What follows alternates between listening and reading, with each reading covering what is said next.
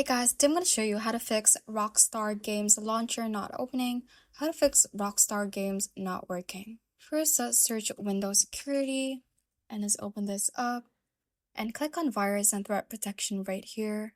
And under the Virus and Threat Protection settings, click on Manage Settings. Go down to the bottom, and at the Exclusions section, click on Add or Remove Exclusions. Click on Yes. And we are going to add an exclusion for the Rockstar Games folder. Click on Add an Exclusion and click on Folder. Here, let's go to our C drive, open up the program files, scroll down and look for the Rockstar Games folder, select it and click on Select Folder. After that, you can go ahead and check if your issue is fixed. If not, the next way is to search for this PC, and let's open this up.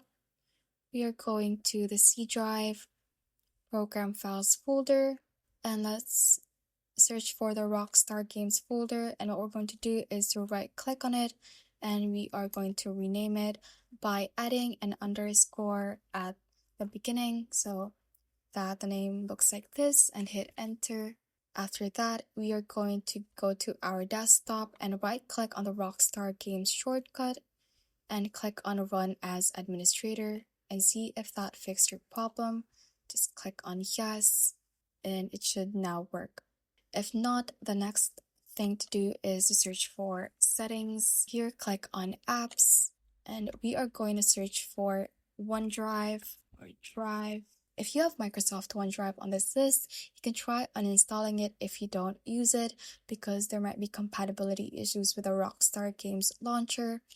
And once you have uninstalled it, try opening your Rockstar Games Launcher again and see if that fixed your problem.